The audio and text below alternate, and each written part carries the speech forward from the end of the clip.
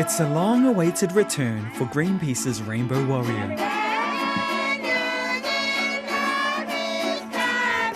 The iconic ship is back in Marshall Islands, 40 years after the original evacuated the people of Rongelap to Majeto Island. I was here when the Rainbow Warrior arrived, and my dad, I remember him saying, we're going to a new place that, we're not familiar with. So we have to, gather our strength, be strong. Grace Arbon was only a child when her life on Rongelap was uprooted, all because of a toxic nuclear legacy, the true impact of which we're only beginning to understand today.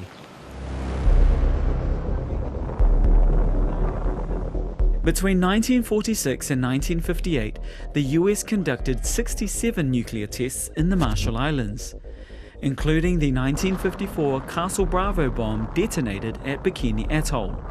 It remains the most powerful nuclear device ever detonated by the United States, 1,000 times more powerful than Hiroshima. Severe radiation spread over hundreds of kilometers, including over the nearby Rongelap atoll, a mere 120 kilometers from the detonation. People there were unknowingly exposed to deadly radioactivity. It is now known that fallout from the larger Castle shots blanketed areas of more than 5,000 square miles with radioactive material that would have been lethal to unprotected personnel. Virtually all of them suffered from severe radiation sickness, including vomiting, burning eyes, and swelling of the neck, arms, and legs. A majority of those receiving the heaviest radiation reported some transient nausea. Some loss of hair was a frequent symptom. Despite knowing the dangers, the US didn't evacuate the atoll's residents until 2 days after the fallout. 3 years later, the people of Rongelap were allowed to return home, but US authorities knew it wasn't safe. Confidential memos later revealed the atoll was the most contaminated place on Earth, and the US Atomic Energy Commission labelled Rongelap a natural laboratory, saying the habitation of these people on the island will afford most valuable ecological radiation data on human beings. For the next 30 years, Rongelapese developed high rates of thyroid cancer, leukemia, and other radiation-related illnesses. Women suffered miscarriages and birth defects. By 1985, the people of Rongelap had had enough. After repeated requests to the US for assistance fell on deaf ears, Greenpeace came to help evacuate them to Majeto. Everyone on the island was delighted Greenpeace were here to take them away. For 30 years they'd waited for this moment. Those who decided to evacuate were to be taken to another island about 150 kilometers away. They included one young boy whose deformities have been blamed on the 1954 nuclear test. It was the last voyage of the Rainbow Warrior before it was notoriously bombed by French intelligence services in New Zealand later that year. One member of the environmental group died in the blast aboard the vessel.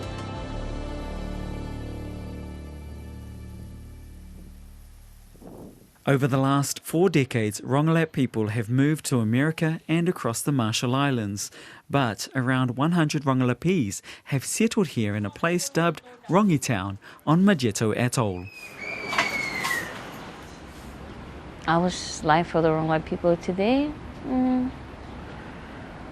I can say not good.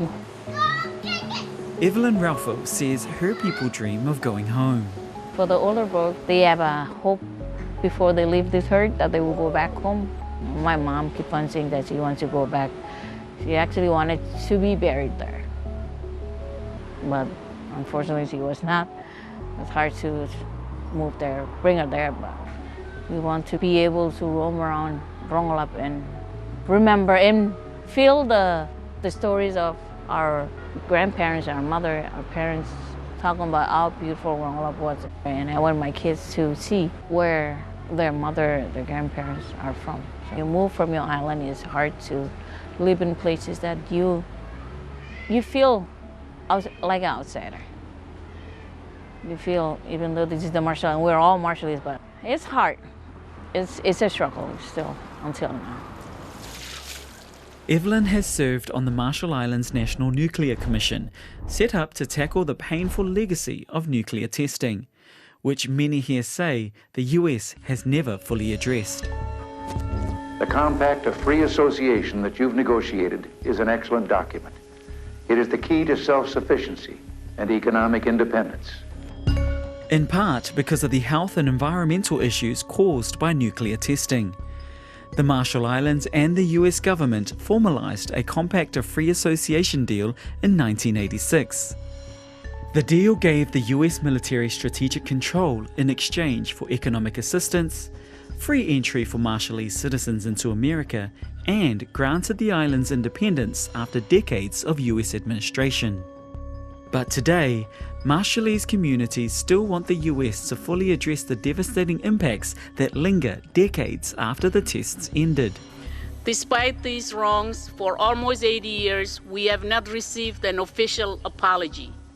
There has been no meaningful reconciliation, and we continue to seek redress.